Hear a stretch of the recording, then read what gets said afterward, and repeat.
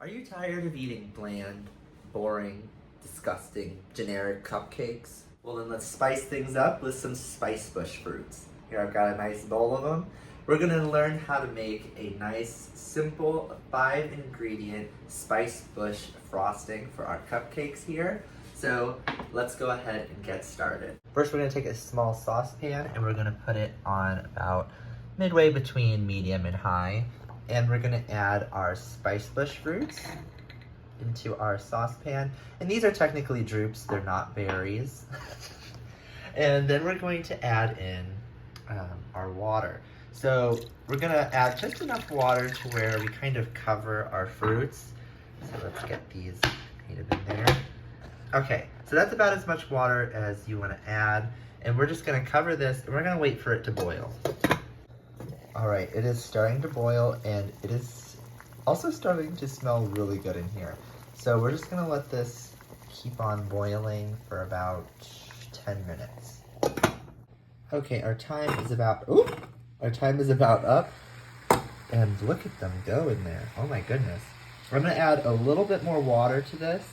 And this is an optional step, but I'm gonna add a few segments of some Spicebush twig. These are still green in the middle, and that's what you want. So I'm just gonna add a little bit of these to our little concoction here. And you can make a tea from the fruits, and you can make a tea from the leaves and the twigs. So I just brought some of the twigs to add to this, just to add some more in-depth flavor to our frosting that we're making here. So I'm also gonna add some water to this. It's just a little bit thirsty. All right, now I'm just gonna close this back up and we'll wait like another 5-ish minutes. Okay, our time is once again up, but this time we're turning our heat off and we're taking all of our stuff off of the heat. Oh my goodness, it looks so good in there.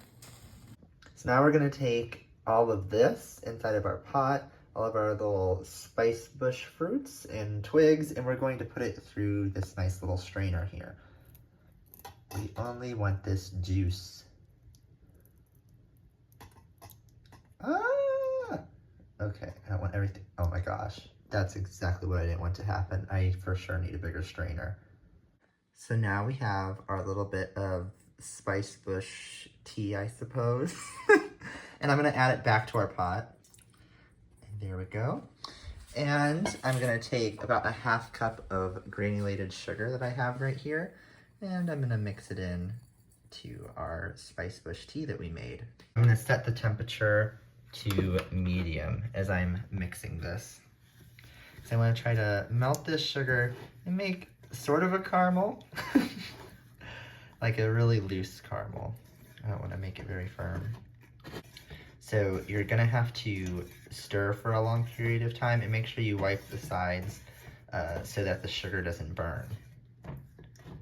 Right, I took mine off the heat because it was going crazy, but this is essentially what you want. You just want your sugar to be melted and distributed into your Spicebush tea like I have here. And we're just gonna set this aside. I'm actually gonna put it back into our lovely bowl over here, just so it can kind of cool off a little bit, you know? And while this is cooling, what I'm gonna do is I'm going to actually work on the rest of the frosting. I've got a 1.5 cups of heavy whipping cream, and you're gonna wanna add that to a stand mixer with the whisk attachment on it. All right, and then you're just gonna whisk it at medium speed until you start to see soft peaks. And I'll show you what I mean by that once we've whisked.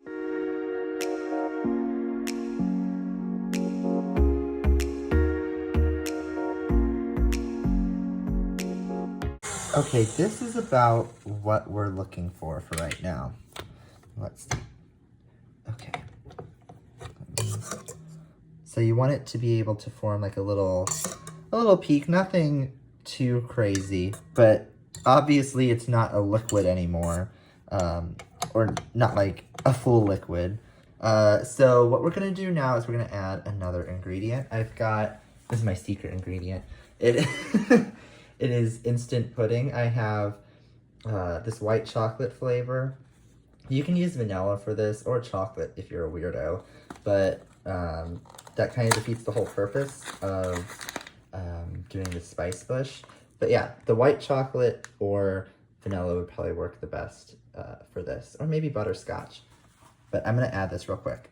Now I went ahead and mixed it a little bit with the pudding in there, and you don't want to mix it too terribly much once you have the pudding in there. You can mix it for a couple seconds on high, and that's what I did, and I'm at this consistency. You can see it looks like frosting. If you mix it for too long, you're gonna get a sort of a pudding consistency, and that's not what you want for your frosting. So this is about what we're looking for, but we're not done quite yet. We still have to add a little bit of our Spicebush syrup that we made. So I'm gonna grab that real quick. So now we're just gonna add a little bit, probably about a few tablespoons of our little syrup here. Because I want to save a little bit to decorate. And then we're going to go ahead and mix.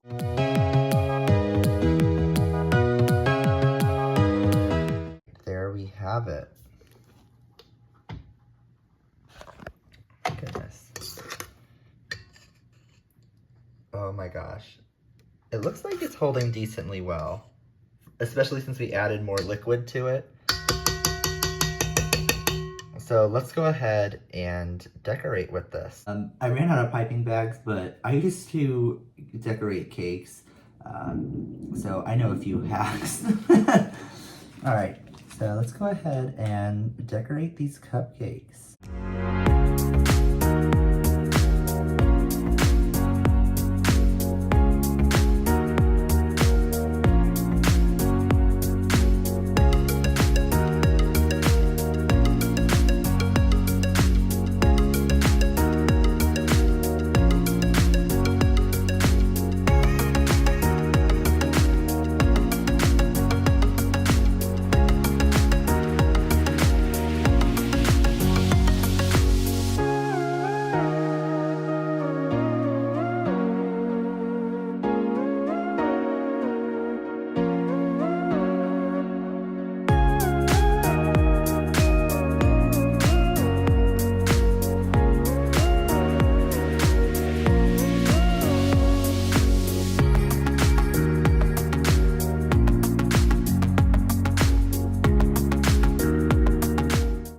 I'm not gonna do anymore. I'm not gonna do anymore. I'm not gonna do anymore. I'm not gonna do anymore. I'm just gonna show you guys.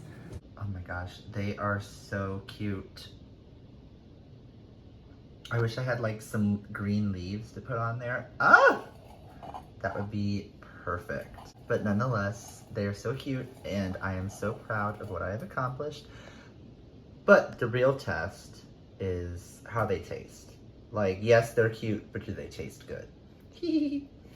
Okay, now it is time for the moment that you have all been waiting for, and the moment that I have been waiting for. So I'm gonna take off the twigs because I don't need to eat twigs. And I'm also gonna take off these little droops because I don't need to be eating the droops. Oh.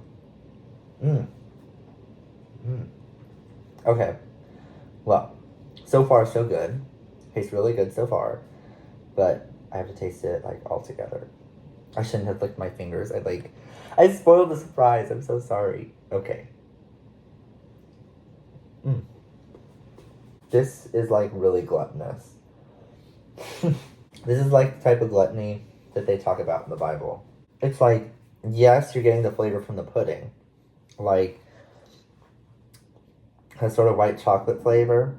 But you're also getting flavor that's sort of reminiscent, to me, like a cinnamon roll, almost. But it's like very faint. It's like a very faint cinnamon roll in the background, in addition to the pudding flavor. And it's like, what's going on? Like, I don't want to stop eating this. Oh my gosh, this is too much. All right, well, I hope you all enjoyed learning how to make this Spicebush frosting. It was so good. I highly recommend you trying it yourself, and let me know how it goes. But if it goes as well as this, you're in for a treat. Well, anyway, thank you all for watching, and I hope to see you all in my next video.